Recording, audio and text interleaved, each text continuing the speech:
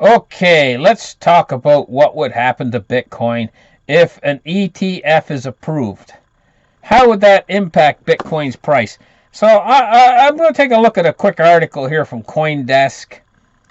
It says Willy Woo. I don't think that's his name. It says Willy Woo is an entrepreneur, angel investor, derivatives trader, and cryptocurrency enthusiast. It says in this guest feature, Wu explores how a Bitcoin market might react if a long-awaited ETF was approved and millions in new capital were injected into the market overnight. So he shows a diagram here. And he talks about in late 2015, we saw three cats in the moon consolidation pattern, blah, blah, blah.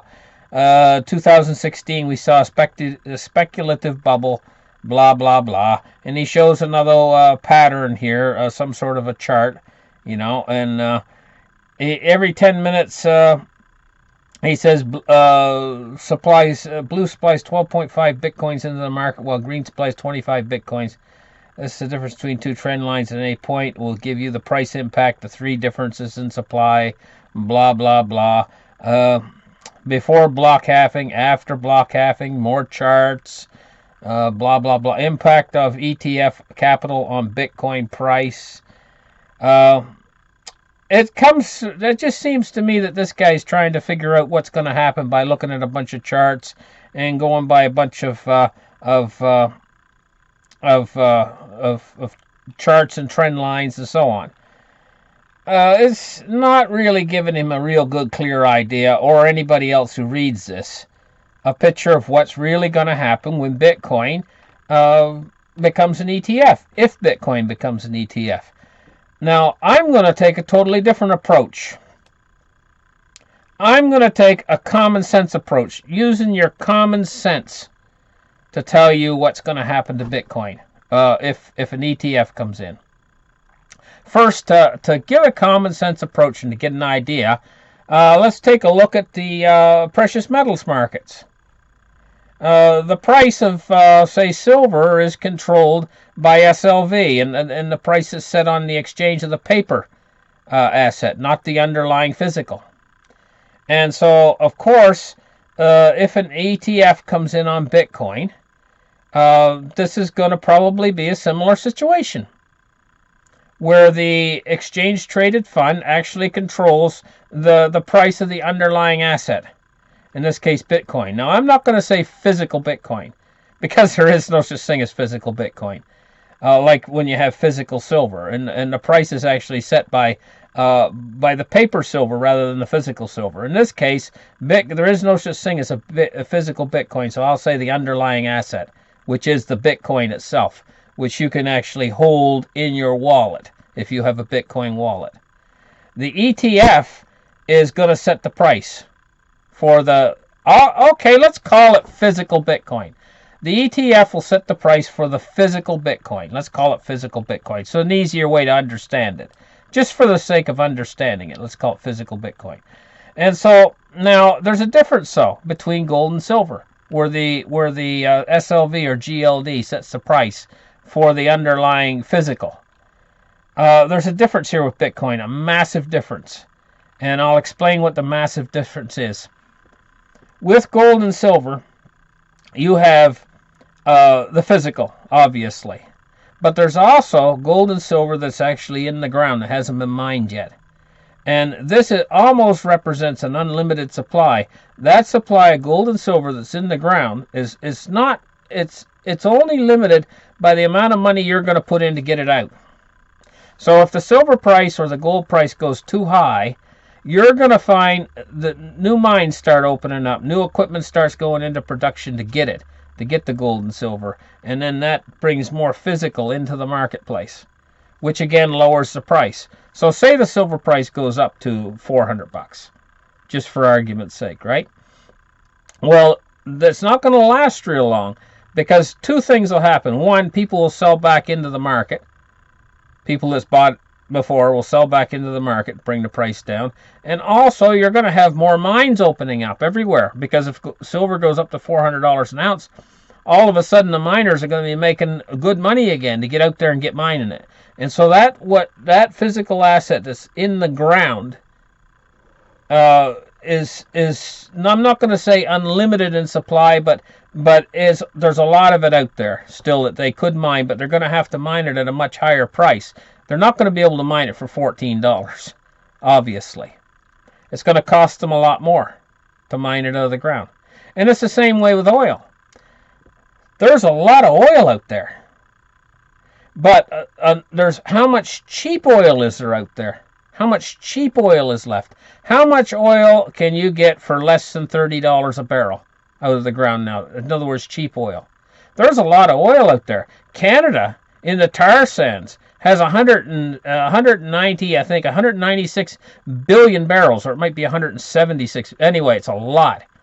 It's almost as much as Saudi Arabia, but it's not cheap oil.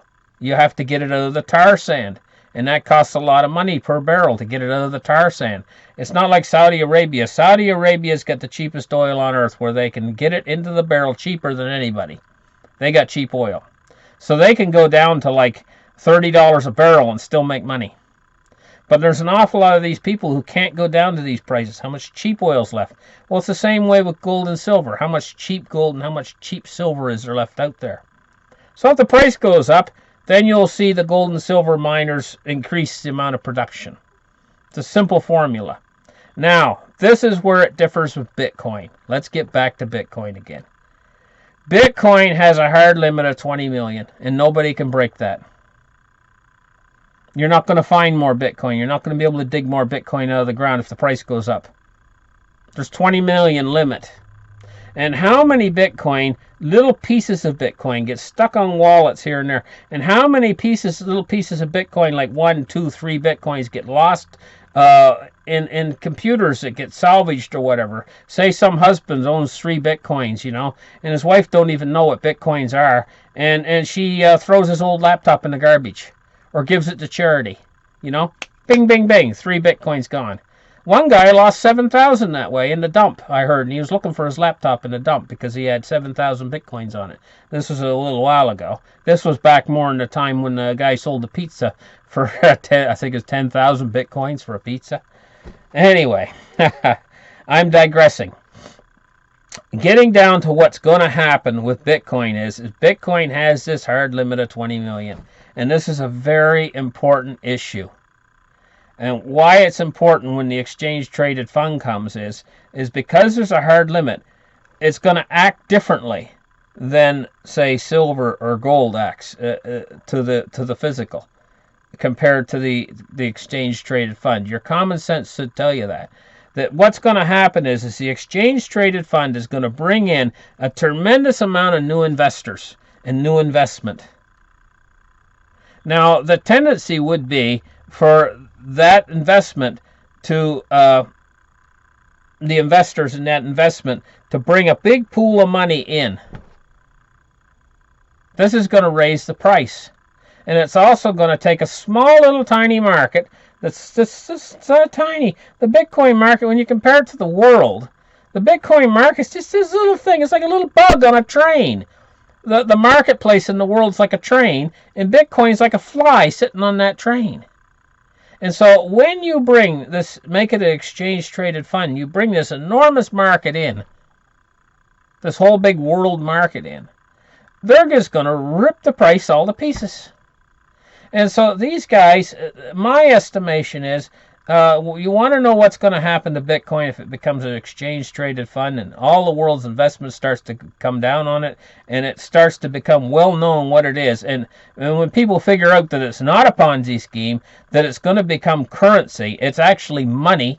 They're arguing right now over whether it's really money or not, but it's going to become money. And when Africa starts to use it for more and more because they don't have bank accounts, there's like hundreds of millions that don't have bank accounts in the world, in Africa, and it's just starting to come into India. And when it starts to become an exchange-traded fund on it at the same time, and it will become an exchange-traded fund, what you're looking at is something that's going to get pulled from every angle. It's kind of like say you had a husband and say there was a woman, okay? Say there was a woman and she didn't have a man. And all of a sudden, she's got two men fighting over her, and one's grabbing her by one arm saying, "You're going to come with me." And another one is grabbing her by the other arm saying, "No, no, no, I want you as my wife." And the other guy says, "Oh, she's going to be my wife." And the girl's standing there saying, "A month ago I didn't have a man, and now I got two of them fighting over me." This is what's going to happen to Bitcoin. It's going to be pulled this way and pulled that way. The people who want it for an exchange traded fund will be pulling in one direction. India and China will be, not China, well, China too.